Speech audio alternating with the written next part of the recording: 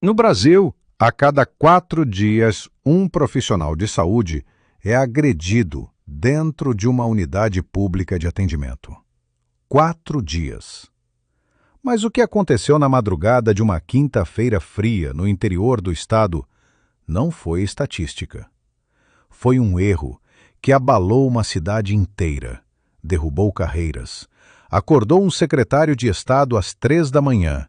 E tudo começou porque um policial olhou para uma mulher de jaleco e decidiu, sem uma palavra sequer, que ela não parecia médica o suficiente. O que ele não sabia, e o que vai te deixar sem fôlego, é o que essa mulher carregava no sobrenome. Senta, porque essa história vai doer e vai curar. Às 2h47 da manhã, a unidade de pronto atendimento do bairro Jardim Serrano cheirava ao que sempre cheirou: desinfetante barato misturado com o suor de gente que esperou tempo demais. As lâmpadas do corredor piscavam com aquela preguiça elétrica característica de prédios que o governo promete reformar todo o ano eleitoral e esquece no dia seguinte. As cadeiras de plástico laranja estavam todas ocupadas. Mães com bebês no colo, avós com expressão de quem já viu esse filme antes. Uma criança de uns 5 anos dormia atravessada no colo do pai, a tosse seca sacudindo o corpinho a cada intervalo regular, como um metrônomo adoecido. Era o cenário de sempre, o caos de sempre, a fila de sempre. E no meio de tudo aquilo, de jaleco branco já com uma mancha de solução fisiológica na manga esquerda, estava a doutora Camila Ferreira. 34 anos, pediatra, formada com menção honrosa na Federal, especialização no exterior, concurso público aprovado em primeiro lugar. Mas nada disso aparecia escrito na testa dela, e era justamente isso que importaria horas mais tarde. Camila tinha o tipo de cansaço que não some com café. Era aquele cansaço profundo, de quem trabalhou o dia inteiro antes do plantão, foi em casa tomar banho rápido, colocou o tênis de volta e voltou sem reclamar. Mas o cansaço nunca chegou aos olhos dela quando ela se abaixava para examinar uma criança. Aí os olhos viravam outra coisa. Viravam atenção total, viravam cuidado, viravam aquela coisa rara que as mães percebem na hora e que nenhuma faculdade consegue ensinar direito. Ela estava na maca número 7, quando a menina de 2 anos finalmente parou de chorar. A febre havia cedido com um antitérmico. A mãe, uma mulher jovem com olheiras que contavam uma história longa, apertou a mão de Camila sem dizer nada. Não precisava. Camila entendeu. A enfermeira Rosângela apareceu no corredor com a prancheta na mão e aquele ar de quem estava prestes a dar uma má notícia logística. Doutora, chegaram mais 4. 2 bebês com suspeita de bronquiolite, uma criança de 6 anos com convulsão febril que já estabilizou e um adolescente com fratura exposta que foi transferido do postinho. Camila pegou a prancheta sem pestanejar. Começa pelos bebês. Manda o adolescente para a sala 2 e chama o ortopedista de sobreaviso. Rosângela anotou tudo e foi. Camila ficou parada por exatamente 3 segundos no corredor, olhando para o teto piscante. Depois, respirou fundo, ajeitou o estetoscópio no pescoço e caminhou para a sala seguinte. O que ela não sabia era que, enquanto ela avançava pelo corredor em direção aos bebês, uma viatura da Polícia Militar acabava de estacionar na frente da UPA. E que a noite, que já era longa, estava prestes a ficar muito mais longa. Naquele corredor lotado, naquela madrugada fria, a doutora Camila Ferreira era exatamente o que sempre foi. A única médica de plantão, fazendo o trabalho que o sistema fingia que era simples. O que ela ainda não sabia é que antes do amanhecer, seu nome estaria em todos os portais de notícia do país. Aqui vai um detalhe que você precisa saber antes de continuar.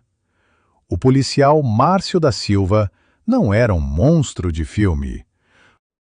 Ele era algo mais comum e, por isso, mais perigoso.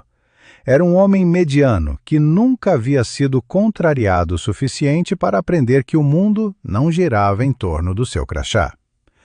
42 anos, 18 anos de corporação, 3 elogios formais no dossiê e um processo disciplinar arquivado por falta de provas. Do jeito que muita coisa é arquivada nesse país, na gaveta funda onde as inconveniências vão dormir. Márcio tinha o tipo de postura que vem de anos acreditando que o uniforme dava autoridade automática sobre qualquer situação, qualquer ambiente, qualquer pessoa. Ele entrou pela porta da UPA com o colega Wender, um rapaz mais jovem que ainda estava aprendendo a imitar os maneirismos do parceiro mais velho. A chamada havia sido sobre um familiar de paciente que teria ameaçado uma funcionária, mas o homem já tinha ido embora havia 40 minutos. A situação estava resolvida. Rosângela, ao ver os 2 policiais, explicou isso logo na entrada. O senhor já foi. A gente conseguiu acalmar. Tá tudo bem agora. Obrigada por virem. O certo seria agradecer e ir embora. Era madrugada. Havia outras chamadas. Havia outras prioridades. Márcio, no entanto, decidiu dar uma olhada geral no ambiente, expressão que, na prática, significava caminhar pelo corredor com as mãos na cintura, como se a UPA fosse uma cena de crime esperando para ser descoberta.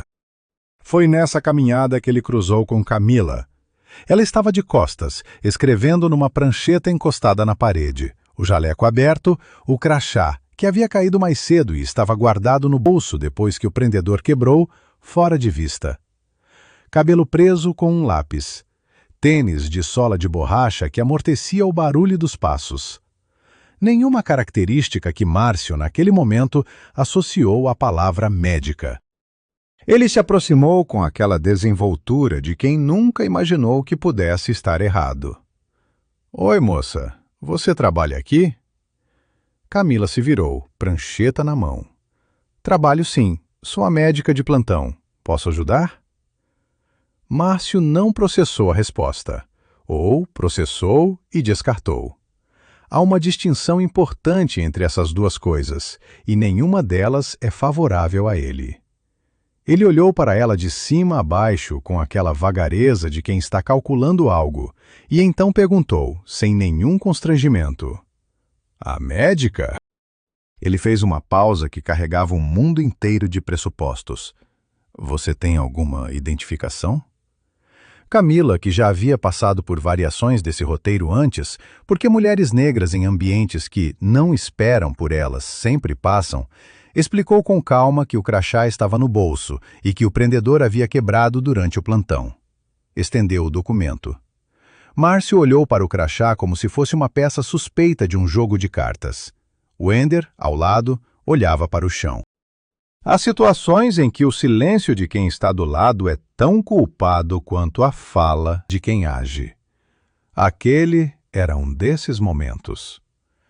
Márcio devolveu o crachá e disse, com uma naturalidade que era quase mais ofensiva do que um grito, Tá bom. Mas a gente vai precisar que a senhora fique aqui enquanto a gente termina de verificar o ambiente. Procedimento padrão. Camila olhou para ele. Depois olhou para o corredor cheio de crianças doentes esperando por ela. E então disse, com a voz do tipo que não levanta, mas que carrega peso. Escuta, eu entendo que vocês têm um trabalho a fazer, mas eu também tenho. E nesse momento, tem 2 bebês com suspeita de bronquiolite esperando por mim. Se o senhor precisar de mim para algo, me chama depois que eu terminar o atendimento. Ela se virou para ir, e foi aí que Márcio fez a escolha que destruiria os próximos meses da vida dele. Ela ouviu as palavras e ficou imóvel. Não de medo, de incredulidade, aquela espécie rara de paralisação que acontece quando o absurdo é grande demais para ser processado em tempo real. Márcio havia dito, com a voz que ele reservava para situações em que achava que precisava retomar o controle.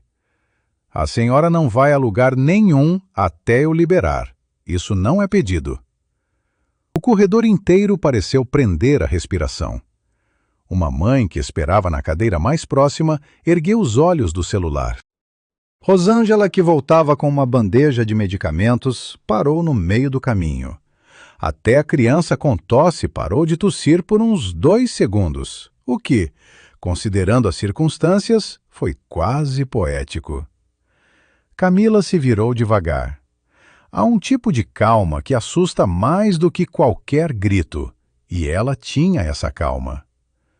Senhor, disse ela, escolhendo cada palavra com a precisão de quem sabe que está sendo observada por todos os lados e que qualquer deslize vai ser usado contra ela.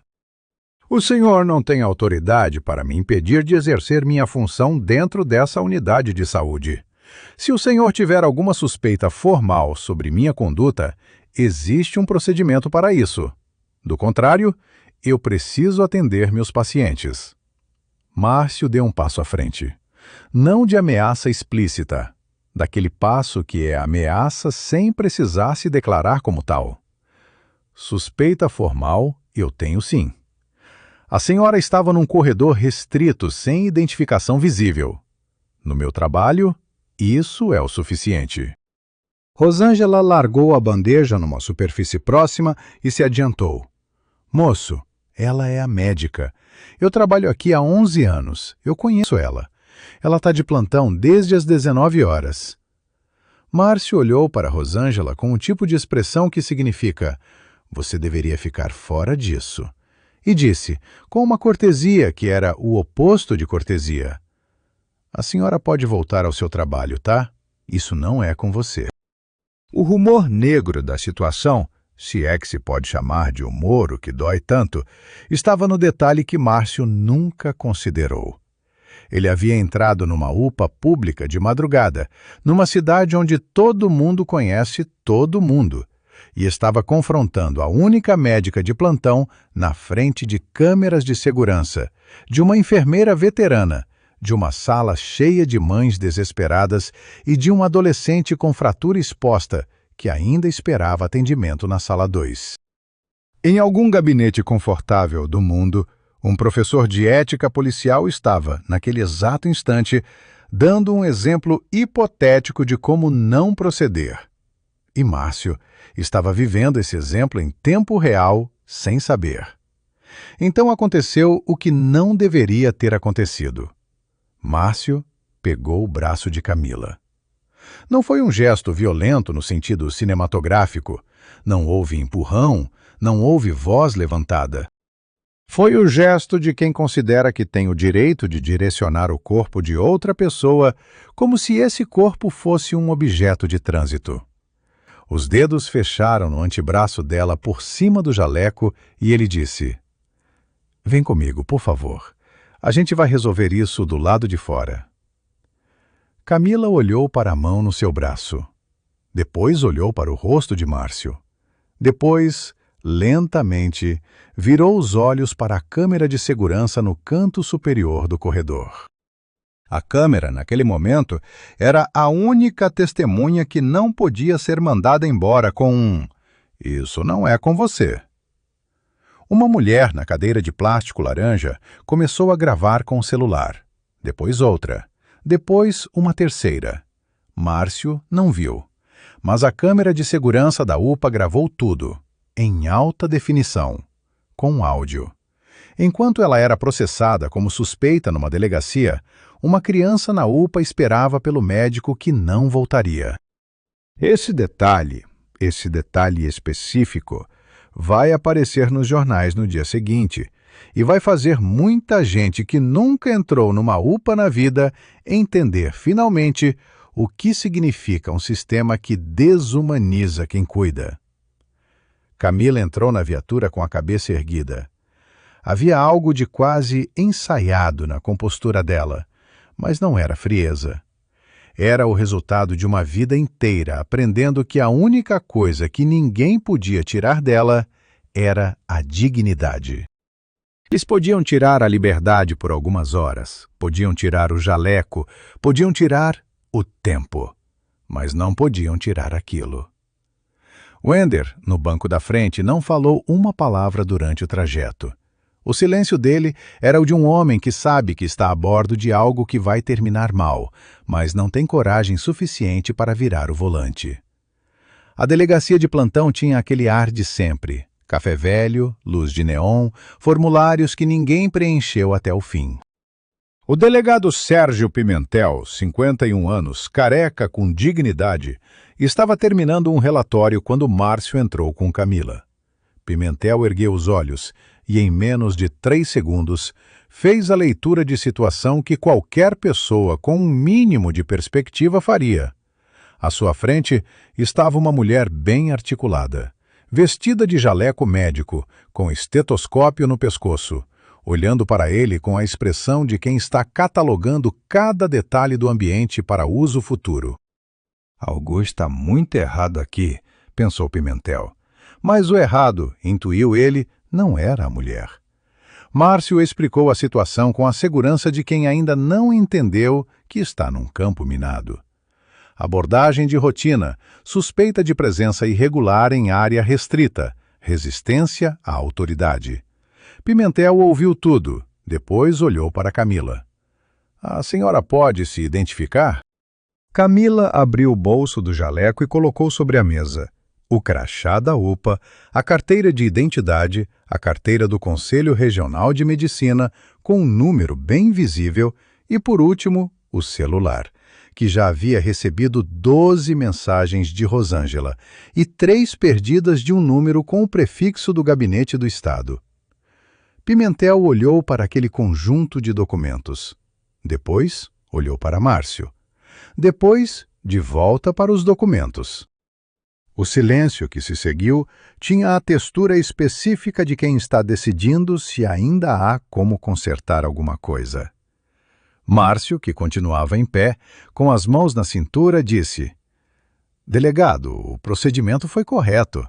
Ela estava sem identificação visível e recusou a abordagem. Pimentel fechou os olhos por 2 segundos, um gesto tão sutil que Márcio não notou, mas que Camila notou, porque Camila estava notando tudo. Então Camila disse com a voz tranquila: Posso fazer uma ligação? Pimentel fez um gesto com a cabeça. Pode. Ela pegou o celular. Não discou nenhum número de emergência, nenhum advogado, nenhuma amiga influente. Discou um número que tinha na memória desde os 7 anos de idade. O telefone chamou 2 vezes. Depois, atendeu uma voz grave, ainda um pouco rouca de sono, que disse apenas: Camila? O que foi, minha filha? Ela disse: Pai, eu estou na delegacia central. Você pode vir? Do outro lado, houve uma pausa de exatamente 4 segundos. Depois a voz disse: Já estou levantando. Camila desligou e pousou o celular sobre a mesa. Pimentel, que havia ouvido os 2 lados da conversa sem querer, sentiu alguma coisa mudar na temperatura da sala. Aquela sensação específica de quando uma peça se encaixa no lugar errado e você percebe que o jogo todo vai ter que ser recomeçado. Márcio continuava sem entender, mas estava prestes a entender muito rápido. O telefone tocou 3 vezes. Na 4ª, o mundo do policial Márcio desabou. Mas ele ainda levaria alguns minutos para perceber isso, porque o colapso das certezas raramente faz barulho no momento em que acontece. O pai de Camila, cujo nome completo era Dr. Antônio Ferreira, secretário estadual de saúde, doutor em gestão pública, filho de lavadeira, homem que havia construído cada degrau da própria carreira com a consistência silenciosa de quem nunca teve atalhos disponíveis. Não levantou a voz quando ligou para o governador. Não precisou. Havia um tipo de autoridade que não precisava de volume para existir. Eram 3h22 da manhã, quando ele discou o número direto. O governador atendeu no segundo toque. Aqueles números atendem rápido, porque ligações de madrugada raramente trazem boas notícias, e o instinto político é sempre o de saber antes dos outros. Antônio explicou a situação em menos de 1 minuto. Sem adjetivos, sem dramatismo. Apenas os fatos. Onde, quando, quem, como. O governador ouviu e depois ficou em silêncio por 3 segundos, que valeram por 1 hora. Depois disse: "Eu cuido disso agora." A cadeia de consequências que se seguiu foi daquelas que só acontecem quando o poder é exercido de cima para baixo com velocidade. O comandante-geral da Polícia Militar foi notificado. O chefe de segurança pública recebeu uma mensagem que começava com as palavras "com urgência e seriedade." O corregedor de plantão foi acionado. Tudo isso em menos de 18 minutos. Enquanto isso, na delegacia, Márcio ainda estava em pé, tomando o segundo café da madrugada e contando para Wender, em voz baixa, que a situação estava sob controle. Era mais um plantão complicado, mais uma abordagem que o pessoal ia tentar transformar em problema, mas que no final das contas estava dentro do protocolo. Wender concordava com a cabeça com a velocidade de um homem que está concordando apenas para não ter que discordar. O delegado Pimentel tinha voltado para a mesa dele, mas não estava trabalhando. Estava olhando para a tela do computador com a expressão de quem está esperando que algo aconteça, sem saber exatamente o que. Havia algo na ligação que ele havia ouvido: a facilidade, a calma. A certeza de quem sabe que a situação vai se resolver porque tem quem resolva, que o deixara com um peso diferente nos ombros. Então o telefone da delegacia tocou. Não o celular de Pimentel, o telefone fixo da sala. Aquele que raramente toca de madrugada com boa notícia. Pimentel atendeu. Ouviu. O rosto dele passou por uma sequência de expressões que qualquer atriz de teatro ensinaria às alunas como exemplo de reação autêntica: surpresa, processamento, compreensão e, por último, aquela tonalidade específica de quem percebe que está, involuntariamente, no meio de um problema que não é seu, mas que vai exigir que ele apareça em algum relatório. Ele desligou. Ficou parado por exatamente 2 segundos.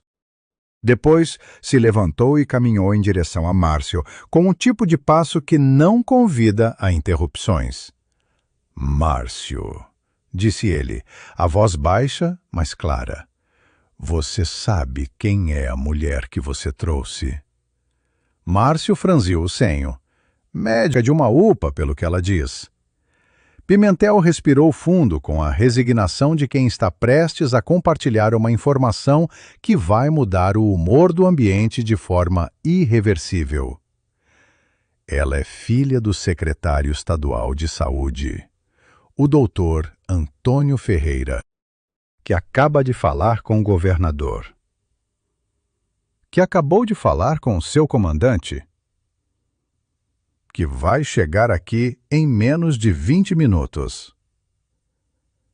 O silêncio que se instalou depois dessas palavras era do tipo que tem textura. Márcio ficou olhando para Pimentel sem conseguir formular uma frase. Wender, ao fundo, silenciosamente colocou o copo de café na mesa com muito cuidado, como se qualquer barulho pudesse piorar a situação. Na cadeira encostada à parede, Camila observava tudo com aquela calma que vinha de um lugar muito fundo. Ela não sentiu satisfação no constrangimento de Márcio.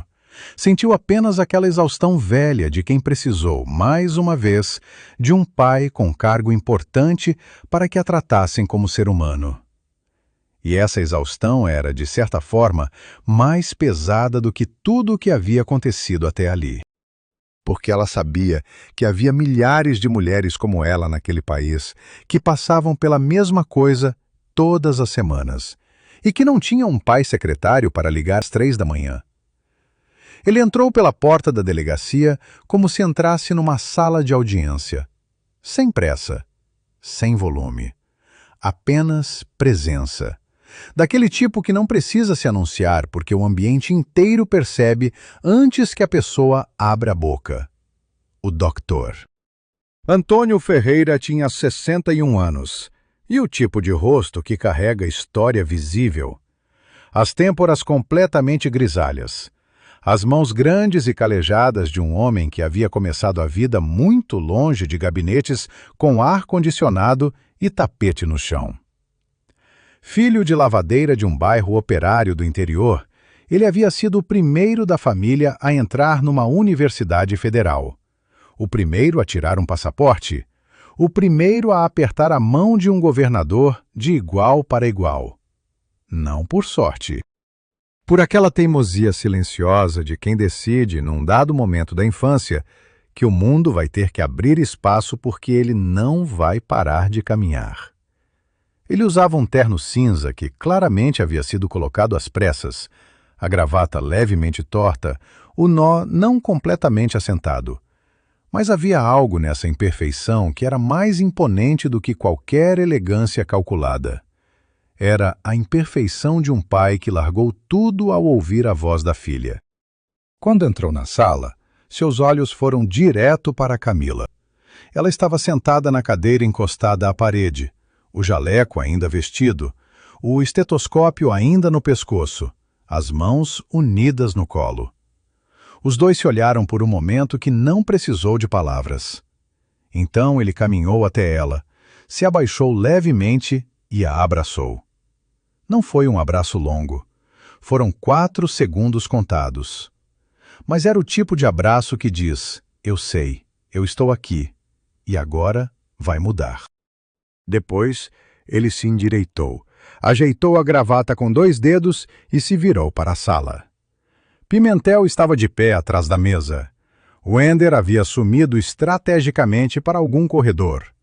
Márcio estava encostado na parede com a postura de alguém tentando ficar invisível, projeto que havia fracassado completamente assim que Antônio entrou.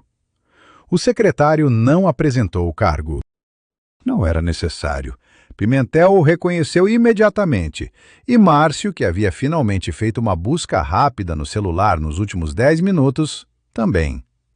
Antônio simplesmente disse, com voz baixa e articulação precisa: eu gostaria de entender os fundamentos legais dessa abordagem. Não foi uma pergunta. Era um convite para que alguém na sala tentasse justificar o injustificável. Pimentel abriu a boca. Fechou. Abriu de novo. Senhor secretário, disse ele, eu quero deixar claro que estou conduzindo a situação com o máximo de... Antônio o interrompeu com gentileza cirúrgica. Eu não tenho dúvidas sobre a sua conduta, delegado. Estou perguntando sobre a dele. E apontou com um gesto discreto na direção de Márcio. Márcio olhou para o chão. Era um homem de 42 anos, olhando para o chão como um menino de 12. Há alguma ironia nessa imagem, mas ela dói demais para ser engraçada. Antônio, então, fez algo que ninguém esperava. Ele se sentou na cadeira ao lado da filha, colocou a pasta que trazia sobre os joelhos e disse, com toda a calma do mundo: pode ligar para o seu advogado, seu Márcio, porque a partir de agora, cada palavra que o senhor disser vai precisar de uma muito boa explicação. O silêncio que se instalou era o tipo que muda a temperatura do ambiente. Camila olhou para o pai de lado. Ele não olhou de volta. Estava com os olhos fixos em Márcio, não com raiva, mas com aquela determinação fria de quem já decidiu aonde vai chegar e está apenas esperando que o caminho se abra. Do lado de fora, através da janela gradeada da delegacia, o céu começava a mostrar os primeiros sinais de uma madrugada que terminaria muito diferente de como havia começado. O advogado de Márcio chegou em 12 minutos. O crachá de Camila havia levado 32 anos para ser conquistado. Essa comparação não é exagero dramático, é matemática. E às vezes a matemática é a forma mais brutal de descrever uma injustiça. O advogado se chamava Roberto Avelar, Um homem de meia idade com pasta de couro falso e aquele sorriso profissional de quem foi contratado para transformar problemas em procedimentos. Ele chegou, cumprimentou Pimentel com a familiaridade de quem frequenta delegacias com regularidade e, antes mesmo de falar com o cliente, foi direto ao ponto. Olha, isso aqui foi claramente um mal-entendido de abordagem. O agente agiu de acordo com o protocolo vigente. A pessoa estava sem identificação visível numa área de circulação restrita. Não há intenção discriminatória documentada. Roberto disse tudo isso no mesmo tom com que se pede uma segunda via de boleto. Com a naturalidade de quem já disse exatamente as mesmas palavras em situações parecidas, e funciona na maioria das vezes.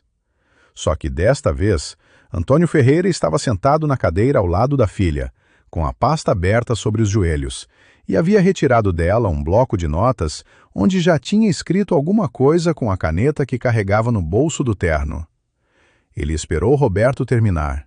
Depois disse, sem erguer a voz: o Conselho Regional de Medicina já foi notificado. O Ministério Público recebeu cópia das imagens das câmeras de segurança da UPA e a Corregedoria da Polícia Militar tem uma reunião marcada para as 8 da manhã de hoje. O senhor pode continuar. Roberto abriu a boca. Fechou. Era a segunda pessoa naquela delegacia que fazia esse movimento naquela madrugada, o que sugeria que o movimento era a resposta natural ao encontro entre o improviso e a preparação.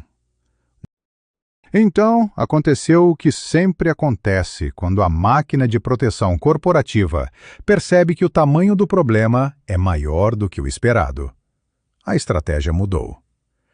Um oficial que havia chegado discretamente pela porta dos fundos se aproximou de Antônio com o tom de quem está propondo uma solução razoável. Secretário, a gente entende a gravidade da situação, mas talvez a melhor saída para todos seja resolver isso internamente. Abertura de sindicância, suspensão preventiva, treinamento adicional. A imprensa não precisa saber de tudo isso ainda. Antônio olhou para o oficial com a expressão de quem acabou de ouvir alguém sugerir que se esconda um incêndio debaixo de um tapete. Depois disse, com aquela calma que era mais ameaçadora do que qualquer grito: a imprensa já sabe. Eu me certifiquei disso antes de sair de casa. O rumor negro da situação, se é que ainda cabe humor aqui, estava num detalhe que só Pimentel notou. As câmeras de segurança da UPA, que Márcio havia ignorado completamente durante a abordagem, ficavam posicionadas exatamente no ângulo que capturava o corredor onde tudo aconteceu. As mesmas câmeras que o sistema havia instalado 2 anos antes, depois de uma reforma emergencial paga com verba do secretário de Saúde. As câmeras que o pai de Camila havia aprovado pessoalmente no orçamento. As câmeras que agora guardavam cada segundo do que Márcio havia feito à filha dele. Enquanto os homens negociavam procedimentos na sala da delegacia, Camila estava no corredor externo, sentada num banco de metal, com um celular no ouvido. Ela havia ligado para Rosângela. Como estão os bebês com bronquiolite? Rosângela respondeu que o Dr. Henrique, chamado às pressas de sobreaviso, havia estabilizado os dois. Camila fechou os olhos de alívio. Depois ficou sentada em silêncio por um momento, ouvindo o som da cidade que começava a acordar. E então disse, mais para ela mesma do que para Rosângela: eu volto amanhã. Sem falta. Eram 4 da manhã quando a gravação começou a circular.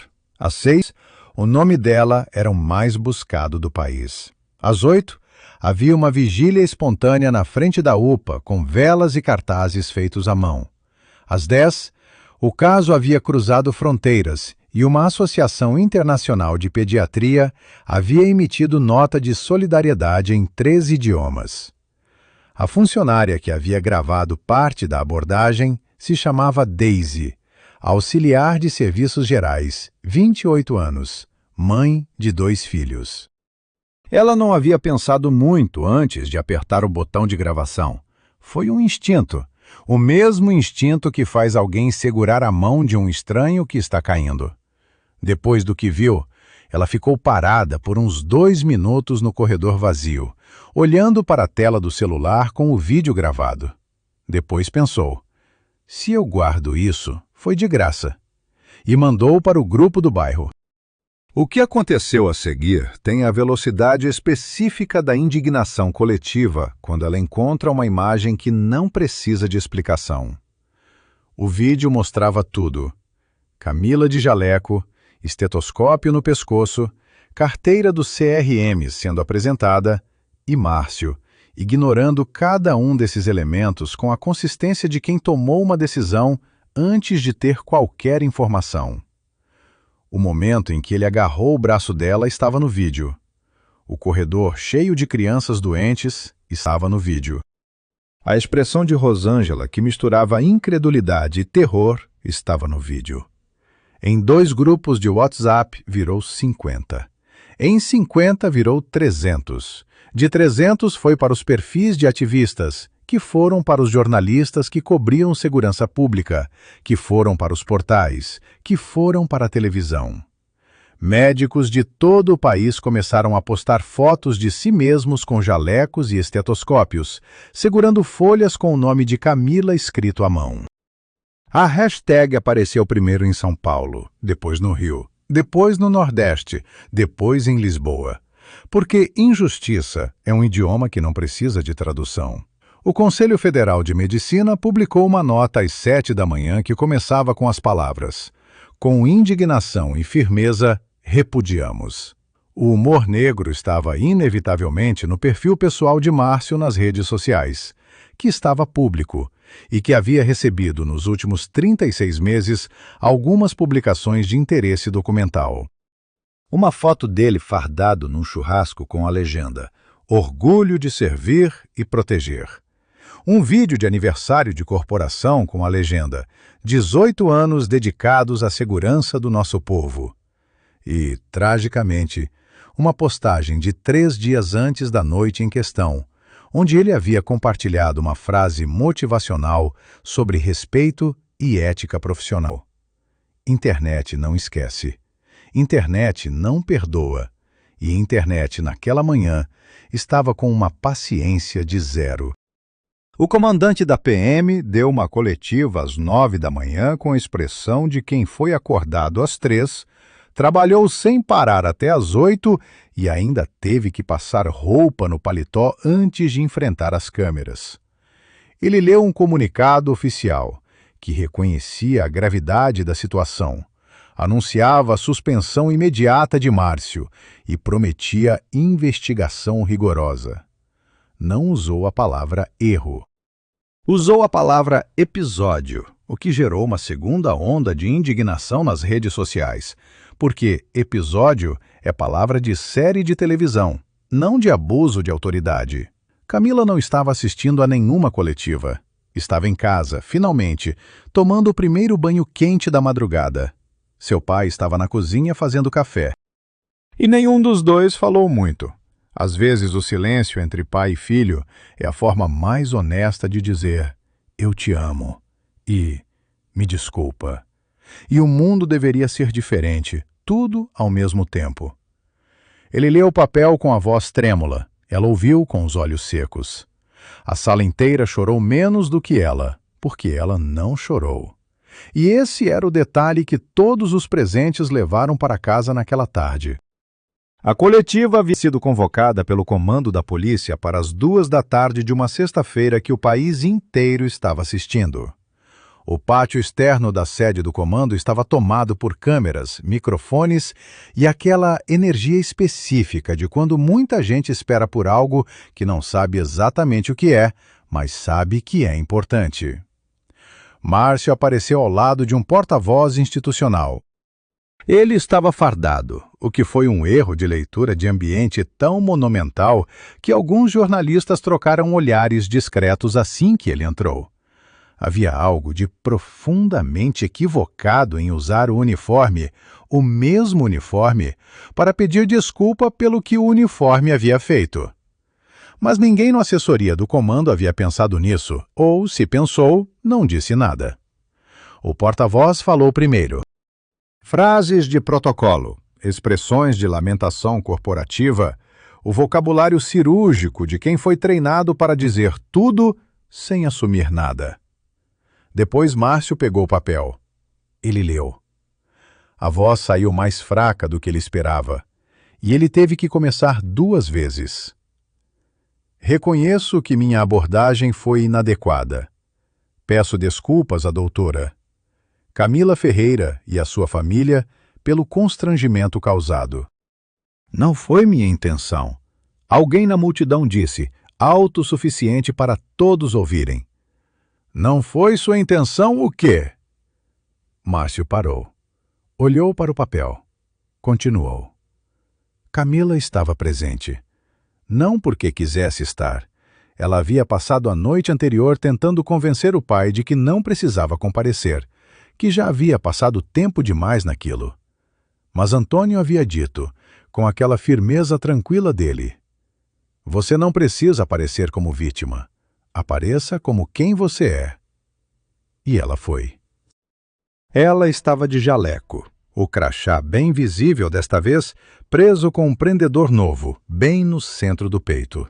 Ao lado do pai, que estava de terno azul, e expressão de quem chegou ao fim de uma maratona e ainda tem energia para a próxima.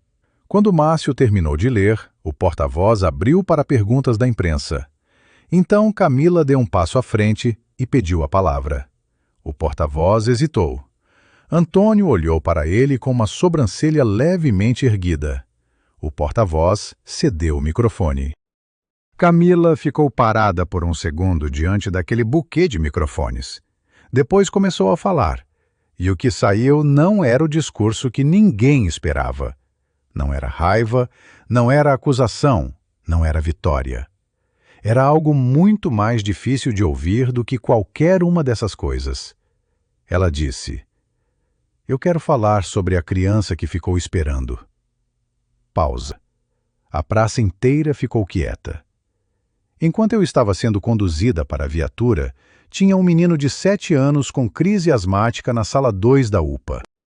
Tinha uma bebê de 8 meses com bronquiolite, que precisava ser monitorada de hora em hora. Tinha uma mãe com o primeiro filho que nunca havia passado por uma internação e que estava sozinha num corredor com medo. Nenhum deles escolheu aquela noite para adoecer. Nenhum deles sabia que a médica deles seria retirada do plantão sem que nenhuma das condições deles justificasse isso. Ela fez uma pausa. A câmera de um canal ao vivo estava tão próxima que captou o momento em que ela piscou mais devagar do que o normal. O único sinal externo de que havia algo contido por dentro. Eu não estou aqui para falar sobre mim, estou aqui para falar sobre eles. E sobre todas as donas Daisy que gravaram vídeos porque não tinham mais nada a oferecer a não ser a verdade. E sobre todas as Rosângelas que tentaram intervir e foram mandadas calar a boca. O problema não é só o que aconteceu comigo. O problema é o que acontece com quem não tem um pai que conhece o número do governador. Esse é o problema que precisa de resposta. O silêncio que se instalou depois daquelas palavras durou uns 5 segundos. Depois alguém na multidão começou a aplaudir. Depois outro. Depois o som tomou o pátio inteiro. Márcio, de pé ao fundo com o papel ainda na mão, não aplaudiu. Ele ficou parado, olhando para o chão. E desta vez, o chão não tinha resposta para ele. 3 semanas depois, ela estava de volta ao plantão, com um crachá visível e com algo que não tinha antes.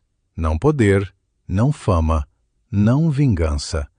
Tinha aquela coisa mais rara e mais difícil de nomear, a certeza de que havia dito a verdade em voz alta, num microfone, para o país inteiro ouvir, e que o país havia ouvido de verdade. A UPA do Jardim Serrano era diferente. Não completamente. Seria ingenuidade dizer que 3 semanas apagam décadas de abandono. mas diferente o suficiente para ser notado por quem conhecia-o antes. As lâmpadas do corredor não piscavam mais. Haviam sido trocadas na semana seguinte à coletiva, dentro de uma obra emergencial aprovada pelo gabinete do secretário com uma velocidade que fazia pensar por que as obras de emergência nunca parecem tão urgentes até que alguém com cargo resolve que são. Novas câmeras haviam sido instaladas, mais modernas, mais ângulos, com armazenamento em nuvem que nenhuma viatura podia simplesmente confiscar.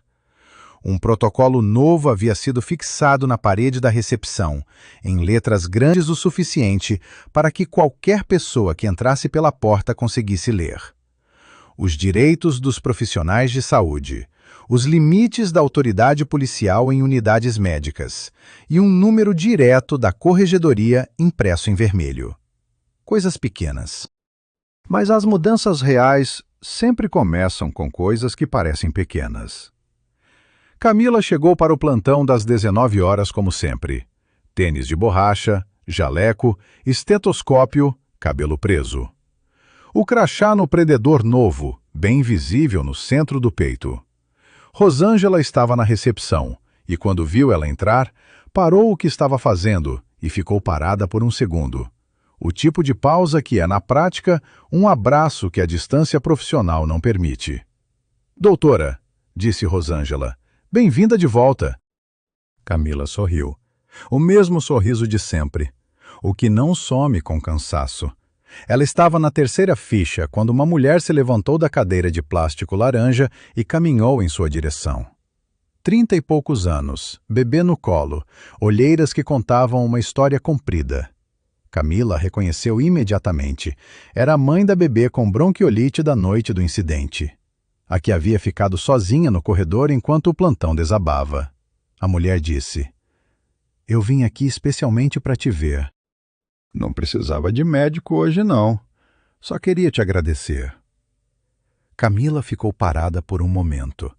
A bebê, que agora tinha 3 semanas a mais de vida e estava claramente bem, abriu os olhos escuros e olhou para ela com aquela atenção sem julgamento que só os bebês conseguem ter. "Não foi eu que salvei ela naquela noite", disse Camila. "Foi o Dr. Henrique." A mulher balançou a cabeça. "Não, foi você. Porque você falou o que precisava ser falado. E agora tem protocolo na parede. E agora eu sei que se eu vier aqui de madrugada com ela, vai ter alguém de jaleco que não vai ser tirado pela metade do plantão por causa de besteira." Camila olhou para a bebê por um momento. Depois disse: "Como ela se chama?" A mulher sorriu com um tipo de orgulho que só vem quando o nome foi escolhido com cuidado. Vitória. Camila assentiu. Bonito. Naquele momento, sem que nenhuma das duas tivesse combinado, sem câmera, sem microfone, sem multidão aplaudindo, apenas um corredor de UPA com lâmpadas novas e um protocolo na parede, alguma coisa se fechou. Não no sentido de terminar, no sentido de completar. Um ciclo que havia começado com um jaleco sem crachá e um homem que decidiu não enxergar o que estava na frente dele, e que terminava com um bebê chamado Vitória, nos braços de uma mãe que voltou só para agradecer. Mas ao fundo do corredor, encostado na parede ao lado da porta de entrada com a discrição de quem não quer atrapalhar, estava Antônio Ferreira. Terno simples, mãos no bolso, olhando para a filha trabalhar com aquela expressão específica dos pais que fizeram tudo certo e sabem disso, mas jamais diriam em voz alta porque a modéstia é o único luxo que a origem humilde ensina sem cobrar. Uma criança começou a chorar em alguma sala. Camila deu licença, pegou a prancheta e voltou a ser o que sempre foi. Antes da delegacia, antes do vídeo, antes do microfone, antes de qualquer coisa. A médica do corredor. A única de plantão. Fazendo o que o sistema fingia que era simples. Só que agora, o corredor tinha câmeras melhores, e um protocolo na parede, e um país inteiro que havia aprendido por algumas horas a prestar atenção. E às vezes, Não sempre, mas às vezes, isso é o suficiente para começar.